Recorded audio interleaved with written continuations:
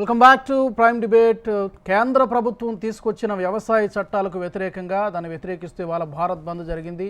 అయితే ఈ వ్యవసాయ చట్టాలకి నిరసిస్తూ గత సంవత్సర కాలంగా వివిధ రూపాల్లో నిరసనలు ధర్నాలు కొనసాగుతూనే ఉన్నాయి. మరి దీనికి పరిష్కార మార్గం ఏంటి, ఎప్పటికల్లా ఇది ముగుస్తుంది అనేది చూడాలి. దయాకర్ గారు నమస్తే అండి. నమస్తే. చూస్తున్నాం, మన గత సంవత్సర కాలం నుంచి చూస్తూనే ఉన్నాం. వీళ్ళు వివిధ రూపాల్లో వేరువేరు రాష్ట్రాల్లో వివిధ రూపాల్లో ఆందోళనలు నిరసనలు కొనసాగుతూనే ఉన్నాయి. కానీ కేంద్రం అయితే ఒక్క మెట్టు కూడా దిగి రాలేదు. ఎంతకాలం ఇలా వాళ్ళు అన్నారు, రాకేష్ టికాయత్ చెప్పారు మరో 10 ఏళ్ళైనా కొనసాగిస్తామని. కానీ ప్రాక్టికల్గా ఇవన్నీ సాధ్యమయ్యేవేనా? ఒకటి, కేంద్ర ప్రభుత్వ వ్యవసాయ చట్టాలు కేంద్రంగా వివిధ అంశాల మీద భారత్ బంద్ అయింది. అది ఒక్కటి మాత్రమే కాదు, దాంతో పాటు డీజిల్ పెట్రోల్ ధరలు అంటే క్రూడ్ ధరలు పెరగడం, నిరంతరం పెరగడం, తర్వాత గ్యాస్ కు సంబంధించి పెరగడం, కానీ పబ్లిక్ సెక్టార్ ఏదైతే ప్రభుత్వ రంగ సంస్థలు ఏవైతే ఉన్నాయో వాటిని డిజిన్వెస్ట్మెంట్ నుంచి పూర్తిగా తెగనమ్మడాన్ని కానీ, లేదంటే ప్రతి ఒక్క ప్రభుత్వ రంగంని అంబానీ అదానీ అంటే ఒక క్రోనీ క్యాపిటలిజం వైపు నెట్టడం కానీ, లేదంటే ఇప్పుడు డిమానిటైజేషన్ తర్వాత పేద ధనిక అంతరాలు నిరంతరం పెరుగుతున్న అంశాలు కానీ, ఇంకా చెప్పాలంటే ఆర్థిక గుత్తాధిపత్యం రాష్ట్రాల నుంచి కేంద్రమే తీసుకోవడం కానీ, ప్లానింగ్ కమిషన్ ను తీసేసి నీతి ఆయోగ్ను తీసుకురావడం ద్వారా వస్తున్న సమస్యలు కానీ, వీటన్నిటి మీద ఒక 12 అంశాలతో 19 రాజకీయ పార్టీలు దేశవ్యాప్తంగా ఈ బంద్కు పిలుపునిచ్చిన పరిస్థితి. తెలుగు రాష్ట్రాల్లో 9 పార్టీలు, ఇక్కడ ఉన్న స్థానిక పార్టీలు అన్ని కలిసి బంద్కు పిలుపునిచ్చినాయి. సరే, కేంద్ర ప్రభుత్వం వ్యవసాయ చట్టాలను తీసుకొస్తుందా లేదా, లేదంటే కేంద్ర ప్రభుత్వము వెనక్కు తగ్గుతుందా లేదా అనే అంశం చర్చ కంటే కూడా ప్రజల్లో ప్రజా సమస్యలపై ప్రతిపక్షాలుగా మేము గలమెత్తాల్సిన స్థితిలో ఈ వంతుల వారిగా కార్యాచరణ తీసుకున్నాం. ఈ రోజు భారత్ బంద్. రేపు ఇంకో కార్యాచరణ ఉంటది, ర్యాలీలు, లేకపోతే పెద్ద ఎత్తున ప్రజా సమీకరణ చేయడం, ప్రజలకు అవగాహన పెంచడం. సరే, గతంలో 7 పైసలు పెంచినా, 10 పైసలు పెంచినా, రూపాయి వరకు పెంచినా, లేకపోతే ఉల్లిగడ్డ ధరలు పెరిగినా, ఒక 10 రూపాయలు గ్యాస్ ధర పెరిగినా బజార్లకు వచ్చే పరిస్థితి ప్రజలది ఉండే. కానీ ఈ రోజు ఎందుకు ఆ పరిస్థితి లేదు? ఎందుకు ఈ రాజకీయాలు ఇట్లా మారిపోతున్నాయి? ప్రతిపక్షాలుగా మేము ప్రశ్నిస్తున్నా. అధికార పక్షం వైఫల్య కంటే ప్రతిపక్షంగా మేము వైఫల్యం చెందుతున్నామనే ఒక చర్చ క్షేత్రం నుంచి వస్తున్న పరిస్థితిలో ఈ నిర్ణయాలు తీసుకోవడం జరిగింది. ఇప్పుడు మనం ఎన్ని చెప్పినా కూడా ఏంటంటే ఒక ఆటోక్రటిక్ ఒక ఆలోచనలతో మోడీ గారు ఉండడం, తనని చేతుల్లో ఈ దేశం లేకపోవడం అసలు సమస్య. ఎందుకంటే గతంలో కూడా కాంగ్రెస్ పార్టీ హయాంలో ఉన్నప్పుడు మీరు వరల్డ్ బ్యాంక్ కానీ, లేకపోతే ఇంపీరియలిస్టిక్ ఐడియాలజీని కానీ ఇక్కడ ఉన్న కమ్యూనిస్టు తీవ్రంగా ప్రతిఘటించారు. మొదటి దశలో మాతో అనుకూలంగా ఉండి మాతో పొత్తుతో కలిసి ఉన్న, రెండవ దశలో వాళ్ళు వ్యతిరేకించిన పరిస్థితి ఉన్నది. కానీ ఇప్పుడు మోడీ ప్రభుత్వాన్ని నిలువరించే స్థితి ఏ రాష్ట్ర ప్రభుత్వానికి లేకపోయింది. కేంద్రంలో కాంగ్రెస్ కొన్ని పార్టీలు తప్ప మిగతా పార్టీలు అందరూ కూడా అనుసంధానంగా అనుబంధంగా పనిచేస్తున్న పరిస్థితులు ఉన్నాయి. మన 2 తెలుగు రాష్ట్రాల్లో మీరు చూసిండ్రు, అటు కేసీఆర్ గారు కానీ ఇటు జగన్ గారు కానీ ఆ చట్టాల పట్ల కానీ వారి నిర్ణయాల పట్ల కానీ, అంటే సిఏ, ఎన్ఆర్సీ లాంటి వాటిల్లో కూడా ఒక స్పష్టత లేని విధానం ఉన్న పరిస్థితుల్లో తేల్చుకోవాల్సిన పరిస్థితి. మమతా బెనర్జీ కానీ, లేకపోతే నవీన్ పట్నాయక్ కూడా అటు ఇటుగానే ఉన్నాడు. మీరు ఒక కమ్యూనిస్ట్ రాష్ట్రమైన అదేంటి కేరళ మాత్రం కొంచెం కమ్యూనిస్టులు ఇక్కడ సీరియస్ గా ఉన్నారు కాబట్టి పాజిటివ్ గా ఉన్నారు తప్పితే, మిగతా ఈ దేశంలో ఏ పార్టీ అయినా బీజేపీతో ఇలాకత్ రాజకీయాలు చేస్తున్న పరిస్థితుల్లో ప్రజలు ఎవరి రాజకీయ అవసరాలకు, ఏ పార్టీ యొక్క రాజకీయ అవసరాలకు అనుగుణంగా వాళ్ళు వ్యవహరిస్తున్నారా, లేకపోతే కేంద్రంతో ఎందుకు వైరమనే ఊరుకుంటున్నారా? ఎలాంటి పరిస్థితుల్లో అలాంటి జరుగుతుందంటారు? కేంద్రము, రాష్ట్రము, ఆ పార్టీతో అనుకూలత, ఈ పార్టీతో వ్యతిరేకత అనేది సెకండరీ. ప్రజా ప్రయోజనాలే, విస్తృత ప్రజా ప్రయోజనాలే లక్ష్యంగా ఉండాలి. ఇప్పుడు 1 కోటి కోట్లకు పైచిలకు విలువ గల ప్రభుత్వ రంగ సంస్థలు 6 లక్షల కోట్ల రూపాయలకు ఒక 2-3 వ్యక్తులకు వాటిని బదలాయించడం అంటే ఎంత ఘోరం! అసలు ఈ ప్రజలకు దీని పట్ల ఎవరైనా మనం అవగాహన పెంచుతున్నామా? ఇలా మీరు రిజర్వేషన్లు ఎత్తేయాల్సిన అవసరమే ఉందిగా. రిజర్వేషన్లు అమలు జరిగే ప్రాంతాల్లో వాటిని లేకుండా చేస్తే ఇక రిజర్వేషన్ అమలు ఎక్కడి? ప్రభుత్వ విద్య ప్రైవేట్ పరం అయిపోయింది, ప్రభుత్వ వైద్యం ప్రైవేట్ పరం అయిపోయింది పూర్తిగా. అయితే మీరు 1991 నూతన ఆర్థిక విధానాలను, లేకపోతే ఆర్థిక సంస్కరణలు, గ్లోబలైజేషన్ ఎఫెక్ట్ కనుక మీ పివి నరసింహరావు గారి సంస్కరణలు చూస్తే ఇట్లా తెగనమ్మాలని మేమేం చట్టంలో చేయలేదు. పార్షియల్ గా ఇప్పుడు మనది సామ్యవాద ఆర్థిక వ్యవస్థ. ఇటు పెట్టుబడిదారి ఆర్థిక వ్యవస్థ ఉండాలి, అటువైపు సామ్యవాదం వైపు ఉండాలి. అంటే మిశ్రమ ఆర్థిక వ్యవస్థను రాజ్యాంగం కల్పించినప్పటికి కూడా మొదటి దశ అంతా కూడా సామ్యవాదంతో ఉండాలనుకున్నాం. ఇప్పుడు సామ్యవాదం పోయి పూర్తిగా పెట్టుబడిదారి ఆర్థిక వ్యవస్థ మారిపోయింది. పూర్తిగా అమెరికా ఆర్థిక విధానాలను అనుసరిస్తున్న విధానం ఏదైతే ఉందో భారతదేశానికి అది ముప్పు. ఇక్కడ ఉన్న పేదలు దాదాపు 30% దారిద్ర్య రేఖకు దిగువ ఉన్న పేద ప్రజల యొక్క ఆర్తిని పట్టించుకునే ప్రభుత్వాలు లేవు. మీరు 1000 రూపాయలు గ్యాస్ బండ పోనీయండి, 2000 పోనీయండి, ఎవరైనా దాని మీద స్పందించే పరిస్థితి లేదు.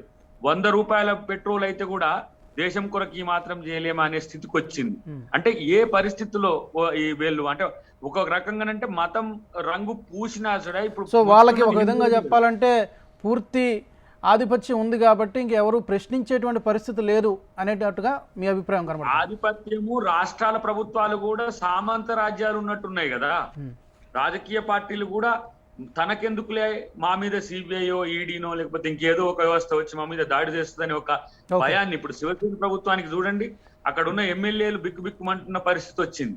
కాబట్టి ఇగో ఈ డిక్టోరియల్ పాలిటిక్స్ ను నిర్వహించాలంటే భారత ప్రజలు జాగరూకం చేయడానికి భారత్ బంద్ ఇచ్చినాం. ఈ రోజు కొంత సెన్సిటైజ్ అయింది, వృత్తుల వారిగా దాన్ని ముందుకు తీసుకుపోయే ప్రయత్నం. వెల్కమ్ బ్యాక్ దయాకర్ గారు. రవిచంద్రారెడ్డి గారు నమస్తే అండి. సార్ నమస్కారం అండి. రాజు గారు బంద్కి అయితే సార్, రాజు గారు మీకు ప్యానలిస్టులందరికీ, అద్దంకి దయాకర్ గారికి, ఆలపాటి రాజా గారికి, సీతారాం నాయక్ గారికి, మరి బంద్కి మద్దతు ప్రకటించారు ప్రకాష్ రెడ్డి గారు, అలాగే హెచ్ఎంటీవీ ప్రేక్షకులందరికీ నమస్కారం. ప్రకాష్ రెడ్డి గారికి అందరికి నమస్కారం. బంద్కి మేము ఖచ్చితంగా మద్దతు ఇచ్చాం. మద్దతు ఇచ్చి చేతులు దులుపుకోలేదు. మేము ఈ చట్టాలని ఆంధ్రప్రదేశ్లో అమలు చేయమని చెప్పి కేటగారికల్గా చెప్పాం. ఇది మా ప్రభుత్వ విధానం.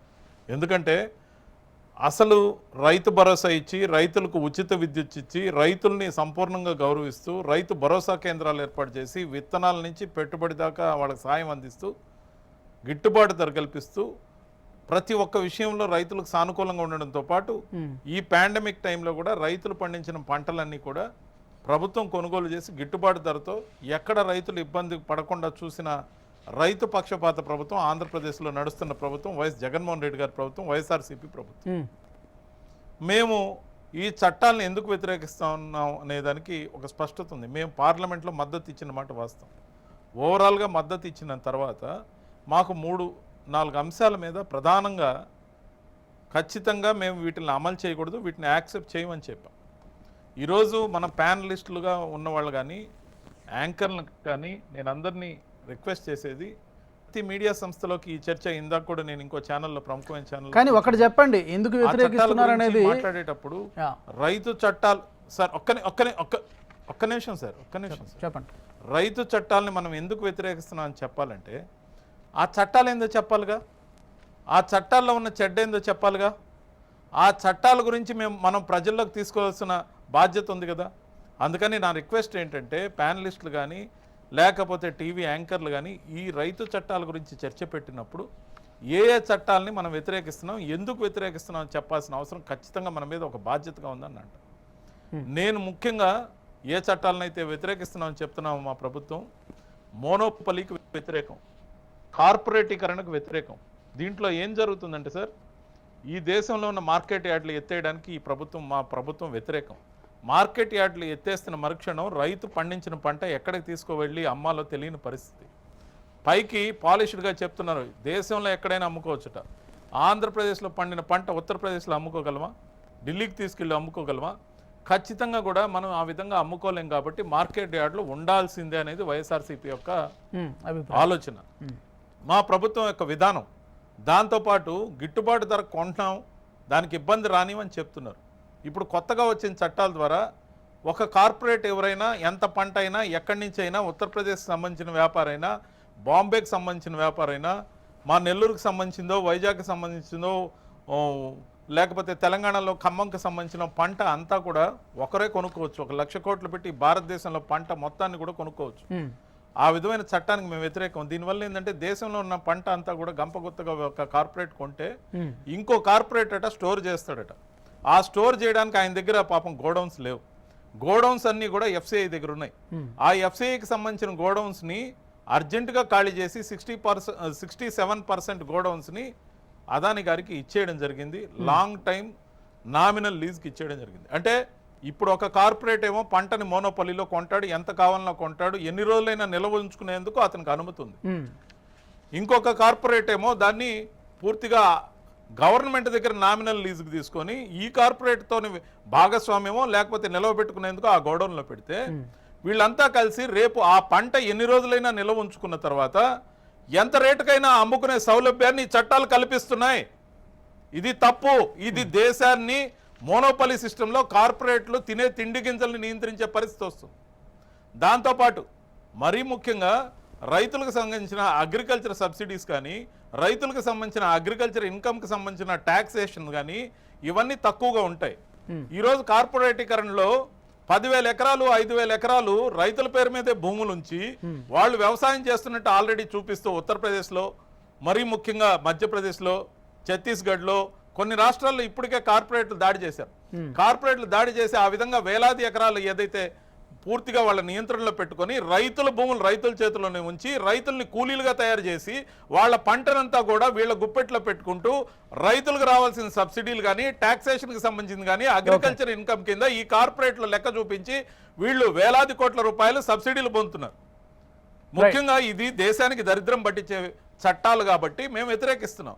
మేము రిఫార్మ్స్ ని స్వాగతించాం, పార్లమెంట్ లో దానికి మద్దతు ఇచ్చాం. కానీ ఈ నల్ల చట్టాలు ఏవైతే ఉన్నాయో రైతుల్ని పొలాలు వాళ్ళ పేరుతో ఉన్న రైతుల్ని దేశవ్యాప్తంగా కూలీలుగా మార్చి రేపటి రోజున వాళ్ళకి వీళ్లే రుణాలు ఇచ్చి వాళ్లే బైబ్యాక్ చేసి వాళ్ళకి రేటు 1,200 ఉంటే 1,300 ఇచ్చినా వీళ్ళు 3,000 రూపాయల దాకా నిలవబెట్టి దాన్ని అమ్మితే మనం అమ్మే ధాన్యమేమో ఒక 1,200కు బదులు 1,300 రైతుకి ఇచ్చినట్టు చూపిస్తారు. రేపు మనం తినే 3,000కు 5,000కు అమ్మితే మనం కొనాల్సిన దుస్థితి. ఈ దేశంలో పండే పంట మొత్తం అన్ని రకాల ధాన్యాలు, ముఖ్యంగా అది ఏ రకమైన పంట అయినా కూడా ఈ కార్పొరేటర్ల చేతిలోకి పోతే పేదవాడికి అన్నం లేని పరిస్థితి వస్తుంది. సబ్సిడీలన్నీ కూడా ఎఫ్సిఐ గోడౌన్లో గవర్నమెంట్ హ్యాండ్ ఓవర్ లో ఉన్న ఈ ధాన్యముల వల్ల మీరు ఎందుకు వ్యతిరేకిస్తున్నారు అనేది అర్థమైంది. దేశంలో ఆకలితో అల్లాడే పరిస్థితి వస్తుంది. కార్పొరేటర్లు పెడితేనే తిండి, పెట్టకపోతే తిండి ఉండదు. రైతులు పూర్తిగా కూలీలుగా మారిపోతారు. కేంద్ర ప్రభుత్వం అనుసరిస్తున్నటువంటి విధానాలు, వ్యవసాయ చట్టాలు కావచ్చు, లేకపోతే పెట్రోల్, డీజిల్, గ్యాస్ ధరల పెంపు కావచ్చు, అలాగే ఇతర అంశాలు, పలు ప్రభుత్వ రంగ సంస్థల్లో ప్రైవేటు కంపెనీలకు షేర్లు ఇవ్వడం కానీ, వాటాలు ఇవ్వడం కానీ, వీటన్నిటికీ సంబంధించి ఇవాళ వ్యతిరేకిస్తూ రైతు సంఘాలు బంద్కు పిలుపునిచ్చాయి. మరి దీనికి ఏంటి పరిష్కారం? ఏం చేస్తే దీనికి ఒక చక్కటి పరిష్కారం లభిస్తుంది? చర్చలోకి వెళ్దాం. రాజా గారు నమస్తే అండి. రాజా గారు అందుబాటులో ఉన్నారా? మీరు మ్యూట్లో ఉన్నట్టున్నారు, అన్మ్యూట్ చేస్తారా? రాజా గారు నమస్కారం అండి. నమస్తే. ఇప్పుడు నమస్తే. వ్యవసాయ చట్టాలు అనేది దేశం మొత్తానికి అప్లికేబుల్, దేశం మొత్తానికి వర్తించేటువంటివి. ఇక లోకల్గా చూసుకుంటే కనుక ఏపీకి సంబంధించి వైజాగ్ స్టీల్ ప్లాంట్ ప్రైవేటైజేషన్కి త్వరగా వడివడిగా అడుగులు కూడా పడుతున్నాయి. ఈ రెండింటి విషయంలో ఏంటి కేంద్ర ప్రభుత్వం దిగి రావాలంటే ఏమైనా అవకాశం ఉందా? ఏమైనా పరిష్కార మార్గం ఉందా? మీ పార్టీ తరపు నుంచి ఏమైనా మీరు రాష్ట్ర ప్రభుత్వానికి చెప్పడం కానీ, లేకపోతే కేంద్ర ప్రభుత్వానికి విన్నవించడం కానీ ఏమైనా ఉందా? ఈరోజు పరిస్థితి మనం భారతదేశంలో కానీ రాష్ట్రాల్లో కానీ చూస్తూ ఉంటే ప్రజల యొక్క అవసరాలు కానీ, ప్రజల యొక్క కష్టాలు కానీ, ప్రజల యొక్క అభివృద్ధిని కానీ కాంక్షించి ఏ పాలకులు కూడా ప్రయత్నించట్లేదు అనేది మనం చూస్తున్నటువంటి పరిస్థితి. ఎందుకంటే ఈ రోజున వ్యవసాయ చట్టాల మీద దాదాపు సంవత్సర కాలం నుంచి కూడా వ్యవసాయంలో ప్రత్యక్షంగా కానీ పరోక్షంగా కానీ సంబంధం ఉన్నటువంటి ప్రతి ఒక్కటి కూడా ప్రత్యేకంగా మేధావులతో సహా దీన్ని లోపభూయిష్టంగా ఉంది, రైతులకి భరోసా కల్పించలేనటువంటి చట్టాలను చేయటం తప్పు అని చెప్పి చెప్తున్నా కూడా మూర్ఖత్వంగా ఈ చట్టాలని కొనసాగించాలనే ప్రయత్నం, ఏదో కమిటీలు వేసామని చెప్పి చెప్తా ఉన్నారు కానీ కంటిన్యూటీ పిలుపు చర్యగా ఉంది తప్పితే ఇది రైతులకి న్యాయం జరిగేలాగా లేదు.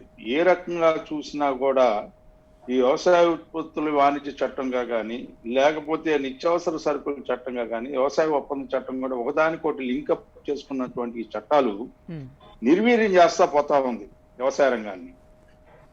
ఎందుకంటే మనం చూస్తా ఉన్నాం, నిత్యావసర వస్తువుల అవసరాల చట్టం, మనం ఆహార భద్రతా చట్టం తీసుకొచ్చుకొని మనం అందరికీ కూడా ఫుడ్ అనేది ప్రతివాడికి ఆహార భద్రత కల్పించాలని చెప్పి, ప్రతివాడికి ఆహారం దొరకాలని చెప్పి మనం ప్రయత్నించి ఆ రకంగా చట్టాలను చేసుకొని ప్రతి ఒక్కరికి కూడా ఆ తిండి దొరకాలని చెప్పి ప్రయత్నించే దీంట్లో మనం వ్యవసాయానికి ఒక ప్రత్యేకతని పెట్టుకొని వ్యవసాయ రంగాన్ని అభివృద్ధి చేసుకోవాలనే ప్రయత్నంలో మనం భాగంలో ఉంటే, వాళ్ళ కార్పొరేట్ చిన్నకారు సన్నకారు రైతాంగం ఉన్న ఈ భారతదేశంలో వాళ్ళ క్యాపిటలిస్టిక్ కాన్సెప్ట్ లోకి తీసుకువెళ్ళి కార్పొరేట్ ఒకటి రాజా గారు చిన్న సారీ టు ఇంటరప్ట్, ఇప్పుడు ఏం జరుగుతోంది, కేంద్ర ప్రభుత్వం ఏం చేస్తుంది అనేది మనకందరికీ ఇందాక ఇంతకు ముందు మాట్లాడిన వక్తలు కూడా చెప్పినటువంటి విషయమే.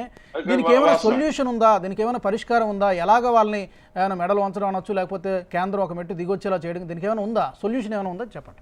సార్, సొల్యూషన్ అనేది పాలకులు ఆలోచించాల్సిన అవసరం ఉందండి. ఫర్ ఎగ్జాంపుల్ 1991లో చాలా పెద్ద ఎత్తున సబ్సిడీ ఇచ్చేస్తున్నాము ఎరువుల మీద అని చెప్పి, దాదాపు 6,000 కోట్ల పైన ఇస్తున్నాం అని చెప్పి మన్మోహన్ సింగ్ గారి ప్రభుత్వం అప్పుడు, ఆ రోజున వీళ్ళందరూ కూడా పివి నరసింహారావు ప్రభుత్వం సబ్సిడీ తగ్గించేసి ఎరువుల ధర 40% పెంచుకున్నప్పుడు, దాదాపు మా ప్రాంతంలోనే దాని ప్రజలు తిరగబడితే, రైతాంగం తిరగబడితే, కాల్పులు జరిగితే ఆటోమేటిక్ గా గవర్నమెంట్ దిగొచ్చి 30% తగ్గించేసి చేయటం జరిగిందండి. ఇవాళ నా బాధ ఏంటంటే, ఇంత పెద్ద ఎత్తున అంటే వీళ్ళకి కనిపించట్లేదు ఈ సెగ అనేది, అసహనం అనేది, వీళ్ళలో ఉన్న అసంతృప్తి అనేది పాలకులు గుర్తించాలి. అంటే ఏదో రోడ్ల మీద పడి, లేకపోతే ఈ కరోనా సమయంలో కూడా చలిలో, ఇంత పెద్ద ఎత్తున చలిలో కూడా వాళ్ళందరూ కూడా ఆ చుట్టుపక్కల ఉన్న రాజధాని చుట్టుపక్కల ఉన్న రాష్ట్రాల నుంచి రైతాంగం తరలి వచ్చి ఉంటే వాళ్ళని దేశద్రోహులుగా చూపించినటువంటి ప్రభుత్వాన్ని మనం ఈ రోజు చూస్తా ఉన్నాం. అయితే ఢిల్లీలో ఒక మాట, రాష్ట్రంలో ఒక మాట మాట్లాడే నాయకులను కూడా మనం చూస్తా ఉన్నాం ఈ రాష్ట్రాల్లో. ఇవాళ ఈ రాష్ట్రం, మా రాష్ట్రంలో కూడా ఇవాళ రైతాంగానికి న్యాయం జరుగుతుందంటే నిజంగా జరగట్లేదండి. ఇంకోటి ఏంటంటే, రాష్ట్రాల యొక్క వ్యవసాయ రంగం మీద ఉన్నటువంటి రాజ్యాంగంగా పొందుపరుచుకున్నటువంటి హక్కును కూడా ఈ రోజున లాగేసుకుంటున్నటువంటి కేంద్ర ప్రభుత్వాన్ని మనం చూస్తా ఉన్నాం. ఇటు రాష్ట్రాలతో చర్చ చేయట్లేదు, ఇటు రైతులకి భరోసా కల్పించలేనటువంటి పరిస్థితిని మనం చూస్తా ఉన్నాం. ఇది ఒక ఒక చరిత్రలో ఇలాంటి సంఘటన ఒకటి జరిగింది. ఈ రకంగా చర్చకి కానీ, లేకపోతే వాళ్ళ యొక్క ఆలోచనలకు కానీ, ప్రజల యొక్క ఆలోచనలకి పరిగణలో తీసుకొని పాలన చేసే విధానం లేకపోవడం అనేది. ఓకే రాజు గారు, మళ్ళీ మీ దగ్గరికి వస్తాను. ఇలాంటి పరిస్థితి ఎప్పుడు రాకూడదు అనేది నా ఆలోచన అండి. అంతేకాకుండా ఇవాళ ఒక్క విషయం చెప్తాను సార్. ఇప్పుడు ప్రాంతీయ పార్టీలు విషయం కానీ, లేకపోతే జాతీయ పార్టీలు కానీ అన్ని కూడా ఒకే మాట మీద ఉన్నాయండి. వాళ్ళు ఈ చట్టాలు పనికిరావు అని చెప్తా ఉన్నారు. ఖచ్చితంగా ఒక స్టెప్ వెనక్కి వేయాలి. మూర్ఖత్వంగా ఆలోచించాల్సిన అవసరం లేదండి. వాళ్ళు ఎవరి కోసం నువ్వు ఉన్నావు, నీ కోసం కాదు, నా కోసం కాదండి, వాళ్ళు రైతాంగం కోసం ఉన్నాం. ఖచ్చితంగా వెనక్కి అడుగు వేయాల్సిన బాధ్యత ఈ రోజున కేంద్ర ప్రభుత్వం మీద ఉంది అని చెప్పి నేను అనుకుంటున్నాను. రైట్ రాజు గారు. ఓకే సీతారాం గారు. సార్, నేను ప్రకాష్ రెడ్డి మాట్లాడుతున్నా సార్. వస్తున్నా ప్రకాష్ గారు, మీ దగ్గరికి వస్తాను. వస్తాను ప్రకాష్ గారు, మీ దగ్గరికి వస్తాను. మమ్మల్ని మూర్ఖులు మాత్రం చేయకండి సార్, ఎందుకంటే మూర్ఖులు అనేటువంటి పదాలు కూడా ఉపయోగించేటువంటి చర్చ జరుగుతున్నప్పుడు మాకు కూడా అవకాశం ఇవ్వాలి సార్. తప్పకుండా అండి, మీ సమాధానం చెప్పాల్సిందే మీరు. మీకు అవకాశం ఇవ్వకపోతేలా ఖచ్చితంగా. సరే చెప్పండి. ఇప్పుడు కార్పొరేట్ శక్తులకి, లేకపోతే కార్పొరేట్ కంపెనీలకి మొత్తం ఈ 3 చట్టాలు అమలైతే గనక పూర్తిగా వాళ్ళ డిక్టేటర్షిప్లోకి వెళ్ళిపోతుంది, రైతాంగం మొత్తం వాళ్ళ దయాదాక్షిణ్యాల మీద ఆధారపడాల్సిన పరిస్థితి వస్తుందని చెప్పి గగ్గోలు పెడుతున్నారు. ఎందుకు ఇన్ని రాజకీయ 1-2 కాదు 10ల సంఖ్యలో రాజకీయ పార్టీలు వ్యతిరేకిస్తున్నాయి? ఎందుకని కనీసం పరిగణలోకి తీసుకోవట్లేదు? సార్, మేము పరిగణ ఈ చట్టము కార్పొరేట్లకు అనుకూల చట్టం అనేటువంటి తప్పుడు ప్రచారాన్ని ఈరోజు భారతదేశంలో చేస్తున్నారు. కాబట్టి తప్పుడు ప్రచారం రైతులు నమ్మడం లేదు కాబట్టి ఎవరు ఢిల్లీకి లక్షలాది మందికి ఏం రావడం లేదు. ఒకటే దగ్గర కూర్చున్నారు, సంవత్సరం నుంచి ఒకటే దగ్గర కూర్చున్నారు, చలిలో కూర్చున్నారు, ఎండలో కూర్చున్నారు, వానలో కూర్చున్నారు. ఎన్ని చెప్పినా ఆడ ఎంతమంది ఉన్నారో మనకు తెలుసు, ఆ సంఖ్య తెలుసు. ఈ దేశంలో మీడియా కానీ, ఈ దేశంలో ప్రజలు కానీ, తెలంగాణ రైతులు కానీ, ఆంధ్రప్రదేశ్ కానీ, తమిళనాడు, కేరళ, ఒరిస్సా, బెంగాల్, ఏ రాష్ట్ర రైతులైనా ఆడికి ఎందుకు పోతలేరు అంటే వాళ్ళకి అసలు అవసరం ఈ చట్టాల గురించినటువంటి పూర్తిగా అవగాహన ఉంది కాబట్టి పోతలేరు. చట్టాల గురించినటువంటి స్పష్టమైన విధానం ఉంది కాబట్టి పోతలేదు. అర్థం కాని వాళ్ళకు నేను అర్థం చేయించాల్సిన పని నాది కాదు, రైతులకు నేను చెప్పాల్సిన పని నాది. కాబట్టి రైతులకు మేము చెప్తున్నాము, రైతులకు అర్థమైంది, రైతులు కాబట్టి అందుకోసం ఆ ఒక్క పంజాబ్ రైతులు రాజకీయమైనటువంటి ప్రభావితానికి లోనై రాజకీయ కోణంలో ఆలోచిస్తారు కాబట్టి అక్కడ వాళ్ళు పోతున్నారని మా అభిప్రాయం. అది కూడా కొంత part of Haryana, only Punjab రైతులు. మిగతా రాష్ట్రాలలో ఉన్న రైతులందరూ కూడా చాలా పర్ఫెక్ట్ గా ఎవరి వ్యవసాయం వాళ్ళు చేసుకుంటారు, ఎవరి పని వాళ్ళు చేసుకుంటున్నారు. కాబట్టి వాళ్ళకి అర్థమైంది కాబట్టి పోతలేరు అనేది మా అభిప్రాయం. కాబట్టి చట్టాల గురించి ఆలోచించాల్సిన అవసరం లేదు. నెంబర్ 1. నెంబర్ 2 ఏంటంటే మీరు చాలా స్పష్టంగా కార్పొరేటీకరణ జరుగుతుంది అన్నారు. చాలా మంచిది, కార్పొరేటీకరణ జరుగుతుంది, బీజేపీ ప్రభుత్వం చేస్తుంది అన్నారు. కానీ ఈ దేశంలో కార్పొరేటీకరణకు మీరు పివి నరసింహారావు పేరు చెప్తున్నారు, మన్మోహన్ సింగ్ కాదు. 1987లోనే మొట్టమొదటిసారిగా ఎన్రాన్ కంపెనీని రాజీవ్ గాంధీ ప్రభుత్వం తీసుకొచ్చి భారతదేశంలో పెట్టి కరెంటును ప్రైవేటును కప్పచెప్పినటువంటి రోజులు ఈ దేశంలో ఉన్నాయి సార్. ఆఖరికి మన నీళ్లు, మన చక్కెర, మన మూత, మన బ్యాట్, మన సీసానే, మన నీళ్ళే మనమే తాగుతాము. కోకాకోలా కంపెనీని భారతదేశానికి మరొకసారి 78 తర్వాత భారతదేశానికి ఆహ్వానించినటువంటి ఏకైక జాతీయ పార్టీ ప్రకాష్ రెడ్డి గారు కాంగ్రెస్ పార్టీ. ఒకటి కార్పొరేట్ సంస్థలకి సపోర్ట్ చేయడం అనేది నేరమేం కాదు. నిన్నే ప్రధానమంత్రి గారు సార్ కార్పొరేట్ సంస్థల్ని భాగస్వాములు చేయడం నేరమేం కాదు, వాళ్ళు కూడా అభివృద్ధిలో కీలక పాత్ర పోషించాల్సిందే. కానీ ఏంటంటే వాళ్ళ కోసం అని చెప్పి లాంటి కార్పొరేట్ సంస్థల దేశ ద్రోహులు సార్ వాళ్ళు దేశ ద్రోహులు. ఎక్కడ అసలు ఈ దేశంలో ఏ పెట్టుబడిదారు ఆఖరికి మా ఇంటి దగ్గర అమ్మేటువంటి పాలకూర 10 రూపాయలు తీసుకొచ్చి 20 రూపాయలకు అమ్మేటువంటి ఒక ముసలమ్మ కూడా ఒక దళారియే. మన భాషలో, మన రాజకీయ పార్టీల భాషలో 3 రూపాయలు 10 రూపాయలకు 3 పాలకూర ఇచ్చటమే 20 రూపాయలకు అమ్ముతా చూసినారా, ఆమె ఒక దళారి. ఎందుకంటే వినియోగదారుడికి ఉత్పత్తిదారుడికి మధ్య ఒక దళారి, ఎందుకంటే 10 రూపాయలు సంపాదిస్తుంది కాబట్టి ఒక ముసలమ్మ. ఈ దళారీ వ్యవస్థ గురించి మనం ఈ రోజున గత 70 సంవత్సరాలుగా ఈ దళారీ వ్యవస్థ గురించి మాట్లాడుకుంటున్నాం. ప్రజలకు అర్థమైంది, కూరగాయలు అమ్మేటువంటి ముసలమ్మ దళారీ కాదు, కూరగాయలు అమ్మే రైతు బజార్లో ఉన్నటువంటి రైతులు ఎవరు దళారీలు కాదు, దళారీలు ఎవరో అర్థమైపోయింది. కాబట్టి దళారీల చేతుల్లో భారతదేశం ఉండకూడదని ప్రజల ఆస్తుల్ని ప్రైవేట్ వ్యక్తులకు తెగనమ్మడాన్ని ఏమనాలి? నేను చెప్తాను సార్, ప్రైవేట్ వ్యక్తులకు తెగనమ్మడం అని ఏది తెగనమ్మడం లేదు. ఐడిపిఎల్ బంద్ అయినప్పుడు ఎవరు బంద్ చేశారు, హెచ్ఎంటీ బంద్ అయింది ఎవరు బంద్ చేశారు, ఏం జరిగిందో వదిలేసేయండి ప్రకాష్ రెడ్డి గారు.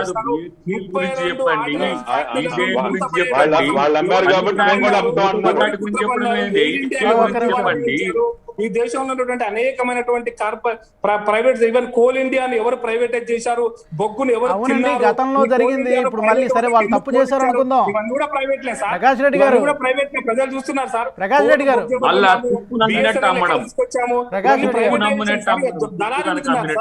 దళారులే ఉన్నారు, బొగ్గు దళారులే ఉన్నారు. ఇప్పుడు నికర ఆస్తులు ఉండే కంపెనీలను 6 లక్షల కోట్లకు అమ్మి ఎవరి ప్రయోజనాల కొరకు? వాడెవడు? వానికి ఎందుకు అమ్మాల్సి వచ్చింది? మనం బాగు చేసుకోలేమా?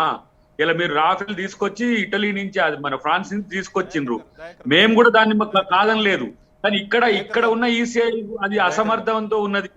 లాభాల్లో ఉన్నటువంటి ప్రభుత్వ రంగ సంస్థల్ని కూడా ప్రైవేటైజ్ చేయడానికి కేంద్ర ప్రభుత్వం ప్రయత్నం చేస్తోందని చెప్పి చాలా రాజకీయ పార్టీలు ఆరోపిస్తున్నాయి. వాటితో పాటు దేశంలో నిత్యావసర సరుకుల ధరలు కావచ్చు, లేకపోతే పెట్రోల్, డీజిల్, గ్యాస్ ధరలు కావచ్చు విపరీతంగా పెరిగిపోతున్నాయి. పెరగడమే తప్పితే తగ్గడం లేదు. వీటన్నిటి మీద ఈ అంశాలన్నింటినీ వ్యతిరేకిస్తూ పలు రూపాల్లో నిరసన వ్యక్తం అవుతుంది దేశవ్యాప్తంగా. దాంట్లో భాగంగా ఇవాళ భారత్ బంద్ కూడా జరిగింది. దయాకర్ గారు, ఈసారి కాసేపు వ్యవసాయ చట్టాలు మనం పక్కన పెడితే ఈ కొన్ని లాభాల్లో ఉన్నటువంటి సంస్థల్ని కూడా స్టీల్ ప్లాంట్ దగ్గర నుంచి మొదలు పెడితే రవిచంద్ర గారు చెప్పండి ప్లీజ్. సార్ ఒక్క నిమిషం సార్. రాజు గారు చెప్పండి. ఒక్క నిమిషం సార్.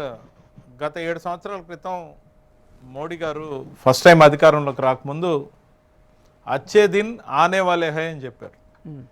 నాకు తెలిసి ఇప్పుడు పూర్తిగా అచ్చే దిన్ వచ్చినట్టున్నాయి కాబట్టి జనం అంతా తిరగబడుతున్నారు, రోడ్ల మీదకి వస్తున్నారు. ఒక సమస్య కాదు, టాప్ 10 సమస్యలు పూర్తిగా ప్రధానమైన అజెండా ఉంది. రైతు సమస్యలు, రైతులకు ఏర్పరిచిన ఈ నల్ల చట్టాలు, ఎలా కార్పొరేటీకరణ పేరుతో తిండి గింజలకు కూడా ఇబ్బంది పడే పరిస్థితి, రైతులు వాళ్ళ పొలాల్లోనే కూలీలుగా మారే పరిస్థితి ఒకటి. 2 పెట్రోల్, డీజిల్, గ్యాస్ ధరలు ఇప్పటి ముప్పటిగా పెరిగిపోవడం. 3 నిత్యావసరాలకు సంబంధించిన ఎంఆర్పి చట్టం కేంద్ర ప్రభుత్వం చేతిలో ఉంది, రాష్ట్ర ప్రభుత్వం చేతిలో లేదు. జిఎస్టీ వాళ్ళ కంట్రోల్లో ఉంది. వాళ్ళు నిత్యావసర వస్తువుల్ని పాండమిక్ ఫస్ట్ వేవ్లో 76 రూపాయల నుంచి 79 రూపాయల మధ్యలో ఉన్న మంచి నూనె అంటే సన్ఫ్లవర్ ఆయిల్ 179, 187 దాకా, 192 దాకా తీసుకెళ్ళి ఇప్పుడు 145 నుంచి 155 మధ్య ట్రేడ్ అవుతుంది.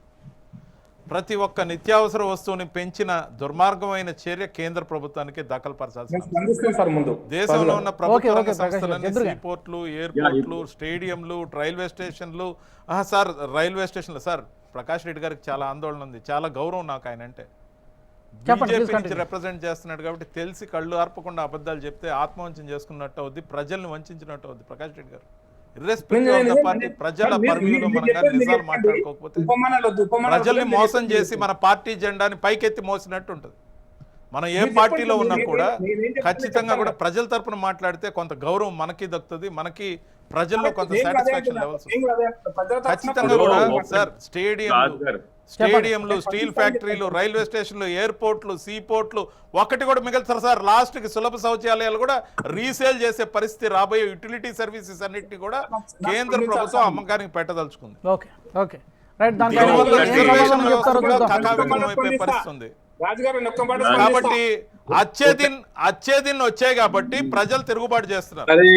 అచ్చేదిన్ వచ్చాయి కాబట్టి ప్రజలు తిరుగుబాటు చేస్తున్నారు. ఓకే ఓకే రవిచంద్ర గారు అర్థమైంది మీ ఎలిగేషన్ అర్థమైంది.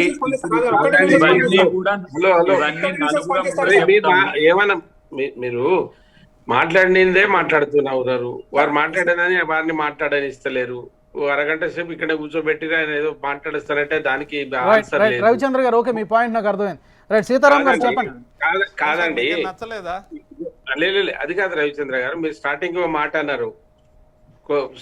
మాట అన్నారు కొందరు సపోర్ట్ చేసి చేతులు ముడుచుకున్నారని. ఇప్పుడు వేరే హస్తాలు వేయవలసినటువంటి అవసరం లేదు. వారు అడుగుతున్నారు, వారు ఎట్లా చేస్తారని మీరు ఊహించుకుంటున్నారు.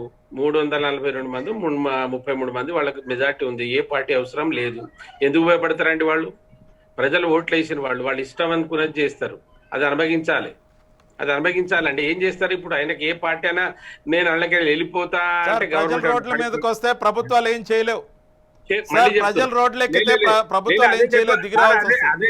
ప్రజాస్వామ్యం లేదు రవిచంద్ర, వాళ్ళకి ఏమాత్రం ఉన్నా, అది కూడా చెప్తున్నా, వాళ్ళకి ఏమాత్రం ఉన్నా వాళ్ళకు ప్రభుత్వానికి వాళ్ళకి ఇచ్చింది 2024 వరకు ఇచ్చిండ్రు. నువ్వు ఈ అమ్మడానికి మీకేం ప్రజలు రాసియలే.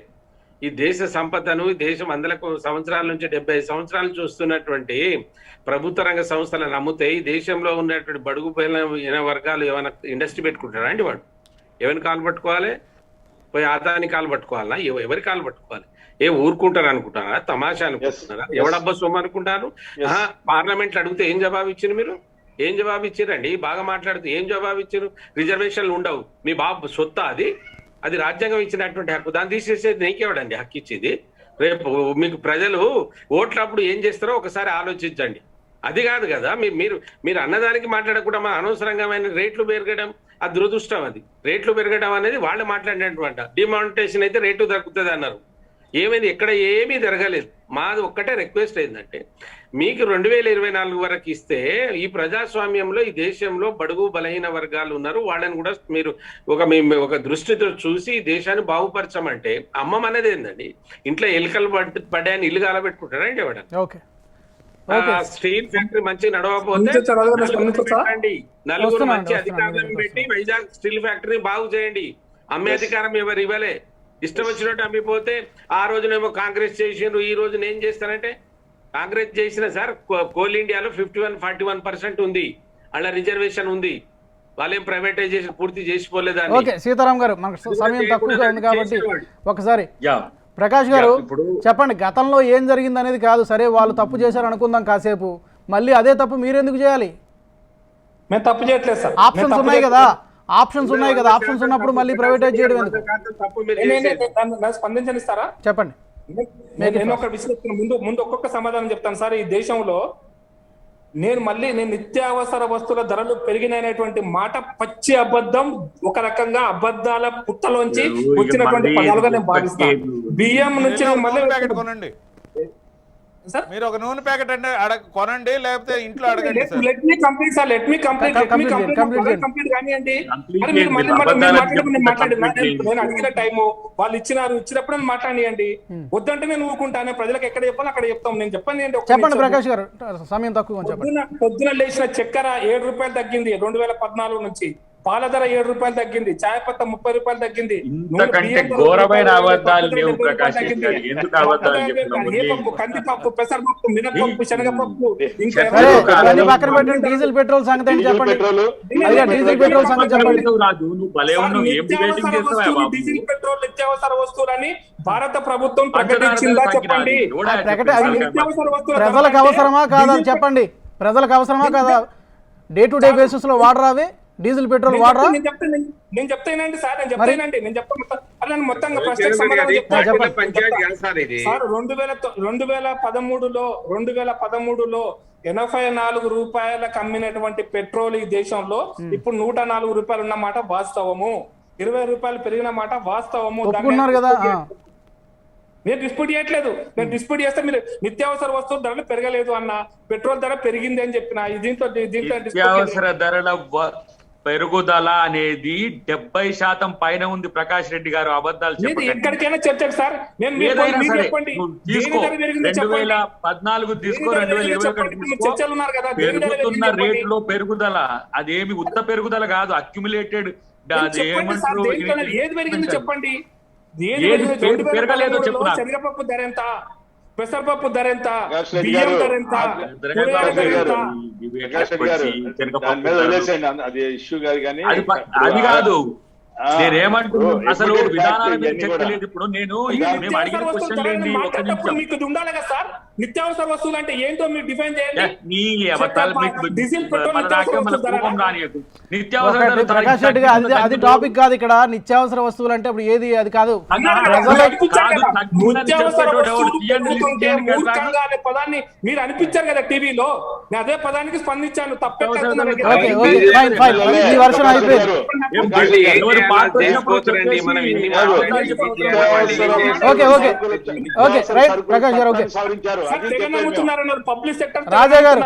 రాజా గారు చివరిగా స్పందించండి. రాజా గారు చెప్పండి. ఇప్పుడు నేను చెప్తాను. పబ్లిక్ సెక్టర్ పబ్లిక్ సెక్టార్స్ లో తెగ నమ్ముతున్నారనే పదం చెప్పినారు. నేను ఒక మాట దేశ ప్రజలకు చెప్పదలుచుకున్నా. 1961లో కాంగ్రెస్ పార్టీ అయ్యా మళ్ళీ మీరు అదే చెప్తున్నారు. గతంలో ఏం జరిగింది అనేది ఇప్పుడు అనవసరం అండి. మేము ఆ రోజు అపోజ్ చేశాము, ఆ సిద్ధాంతంతో నిలబడ్డాము. సిద్ధాంతాన్ని మార్చుకుంది కాంగ్రెస్ పార్టీ, మేము సిద్ధాంతం మీద నిలబడ్డామండి. జనసంఘం నుంచి ఈ రోజు సిద్ధాంతం నిలబడ్డాం. మా సిద్ధాంతాన్ని ఒప్పుకొని ప్రజలు ఓటేశారు కాబట్టి మేము మా సిద్ధాంతాన్ని అమలు చేసే అధికారం మాకుంది. మీరు వచ్చినప్పుడు చెప్పండి, ప్రజలకు చెప్పండి. తప్పు జరిగితే ప్రజలు మాకు వ్యతిరేకంగా ఓటేస్తారు, మాకు వ్యతిరేకంగా ఓటేస్తారు. నిజాం చెప్పేది వాళ్ళు మాట్లాడుతున్నారు పెద్ద మనుషులు. ఓకే ప్రకాష్ గారు ప్లీజ్. ఓకే అయిపోయింది. రాజా గారు చివరిగా స్పందించండి. హైదరాబాద్ లో ఏ ముఖ్యమంత్రి చెప్పిండు? ఉండాలి కదా ముఖ్యమంత్రి. ప్రకాష్ గారు ఒక్క నిమిషం. ఓకే ఈ వర్షం నాకు అర్థమైంది. ప్రకాష్ గారు ఒక్క నిమిషం ప్లీజ్ దయచేసి. రాజా గారు రాజా గారు చివరికి చెప్పండి. Steel plant privatisation. ఒక్క నిమిషం ప్రకాష్ గారు ప్లీజ్. ఒక్క నిమిషం. మీ వర్షన్ మీరు చెప్పారు, మిగతా వాళ్ళకి కూడా ఇవ్వాలి కదా. ప్లీజ్ ప్లీజ్ ప్లీజ్ ప్లీజ్ ఒక్క నిమిషం ప్రకాష్ గారు ప్లీజ్ దయచేసి. కృష్ణపట్నం పోర్టును ప్రైవేటైజ్ చేసి అమ్మినటువంటి రాజకీయ పార్టీ ఈ రోజు కాంగ్రెస్. అక్కడ ఆంధ్రప్రదేశ్ లో పెత్తనం ఉంది. కృష్ణపట్నం పోర్టు దగ్గర ఎన్ని వేల ఎకరాల భూమిని ఎవరికి దారాదత్తం చేసినారో ఆ రాజకీయ పార్టీ వారసులు ఇప్పుడు అక్కడ ఉన్నారు. ఒక్క నిమిషం రైట్ ప్రకాష్ గారు ప్లీజ్ మీరు ఒక్క నిమిషం ఆగాలి దయచేసి. టైం లేదు మనకి. రాజా గారు చివరిగా ఏం చెప్తారు? ఎంతో మంది త్యాగాల ఫలితంగా ఏర్పడినటువంటి విశాఖ ఉక్కుని అమ్మాలి అని చెప్పి ఆలోచన. ప్రకాష్ రెడ్డి గారు దయచేసి మీరు ఒక్క నిమిషం ఆపాలి సార్. ఒక్క నిమిషం దయచేసి. ఒక్క నిమిషం వేరే వాళ్ళు కూడా చెప్పనివ్వండి ప్లీజ్. అంతేకాకుండా ఈ రోజున పోర్టులు ఈ రోజున అదానీ గారు లేకపోతే ఇంకోళ్ళు టేక్ ఓవర్ చేయటం అంటే ఎందుకు ఈ రాష్ట్రంలో ప్రభుత్వ సంస్థల ఆస్తులు అమ్ముకోవడానికి ప్రయత్నిస్తా ఉన్నాయి. దేనికి అమ్మాలి? ఇవాళ స్థిరాస్తుల్ని పెంచాలి, క్యాపిటల్ అసెట్స్ ని పెంచాలి. ఆ రకమైన కాంట్రిబ్యూషన్ జరగాలి పాలకుల దగ్గర నుంచి. ఈ రోజున కేంద్ర ప్రభుత్వం కానీ రాష్ట్ర ప్రభుత్వం కానీ ఉన్న ఆస్తులు అమ్ముకోమని చెప్పి అమ్మి ఏదో చేస్తున్నామని చెప్పి చెప్పడానికి చేసే ప్రయత్నం ఈ రోజున ప్రజల్ని మోసం చేస్తున్నాయి అనేది చాలా స్పష్టంగా తెలుస్తున్నాయండి. ఈ రోజున పాలకుల యొక్క ఆలోచన ఏదో ఒక రకంగా పవర్ లో ఉండటానికి, రాజకీయ లబ్ధి పొందడానికి ప్రయత్నిస్తున్నాయే తప్పితే ఈ రోజున ప్రజల యొక్క జీవన విధానంలో కానీ జీవన ప్రమాణాలను కానీ మార్చడానికి కానీ మరి ముఖ్యంగా ఎవరైతే బిలో పవర్టీ లైన్ లో ఉన్నటువంటి దారిద్ర్య రేఖ దిగువకి నివసించే ప్రజానికాన్ని అభివృద్ధి చేసే విషయంలో కానీ మినిమం ఎమ్యూనిటీస్ ని క్రియేట్ చేసే విషయంలో పూర్తిగా విఫలం అవటమే కాకుండా ఎక్కడికక్కడ కార్పొరేట్ రంగాన్ని పెంచి క్యాపిటలిస్టిక్ కాన్సెప్ట్ ని మనం ఏదో ఎదుగుదామని అనుకుంటే కాదు, మీకేమైనా హోప్ ఉందా రాజా గారు? రాజా గారు మీకేమైనా హోప్ ఉందా? ప్రైవేటైజేషన్ ఆగుతుందని హోప్ ఉందా మీకు? మీరు ఒక్క నిమిషం సార్, మన యొక్క కల్చర్ గాని, మన యొక్క సంస్కృతి సాంప్రదాయం గాని, మనం నడిచే విధానం గాని, దాన్ని పరిగణలో తీసుకొని ఎంతవరకు క్యాపిటలిస్టిక్ కాన్సెప్ట్ ని ఉంచాలి, ఎంతవరకు రేషనలిస్టిక్ గా ఉండాలి, ఈ రెండింటిని లింకప్ లేకుండా అగాధాలని పెంచుతా ఉన్నారు. ఇవాళ హ్యావ్స్ అండ్ హ్యావ్ నాట్స్ అనేది ఈ రోజున పెరిగిపోతా ఉంది. ఈ రోజున సంవత్సరం కొద్ది పెరిగి స్వాతంత్రం వచ్చిన తర్వాత పెరిగే కాలాన్ని చూసుకుంటే ఈ అగాధాన్ని తగ్గించాల్సిన పాలకులు అగాధాలను పెంచే ప్రయత్నం జరుగుతా ఉంది. ఈ రోజున వ్యక్తిగతమైన అసహనాల్ని ఈ రోజున పెరిగే ప్రయత్నం జరుగుతా ఉంది. ఈ రోజున గొప్ప పేదనే భావాల్ని రోజు కూడా పెరిగేలాగా ఈ పాలకులు వ్యవహరిస్తా ఉన్నారు. మతాల్ని, కులాల్ని అన్నింటినీ కూడా రంగరింపి ఈ రోజున విష బీజాలని నాటే ప్రయత్నం జరుగుతా ఉంది. దాంట్లో భాగమే ఈ వ్యవసాయ బిల్లులు అనేది కూడా చెప్పాలనేది నా ప్రయత్నం అండి. రైట్ రాజా గారు, ధన్యవాదాలు. అలాగే రవిచంద్రారెడ్డి గారు, అద్దంకి దయాకర్ గారు, ప్రకాష్ రెడ్డి గారు, సీతారామ నాయక్ గారు, ధన్యవాదాలు చర్చలో పాల్గొన్నందుకు. చూద్దాం మరి కేంద్ర ప్రభుత్వం భవిష్యత్తులోనైనా తన వైఖరి ఏమైనా మార్చుకుంటుందా? ఏ విషయంలోనా? రైతు చట్టాలు, వ్యవసాయ చట్టాల విషయంలో కావచ్చు, లేకపోతే పెట్రోల్ డీజిల్ ధరల విషయం కావచ్చు, నిత్యావసర సరుకుల పెంపు, ధరల యొక్క పెంపు విషయంలో కావచ్చు, మారుతుందా లేదా ప్రతిపక్షాల యొక్క డిమాండ్ని ఏ మేరకైనా కన్సిడర్ చేస్తుందనేది చూడాలి. ఇది వాళ్ళ prime debate. Keep watching HM TV.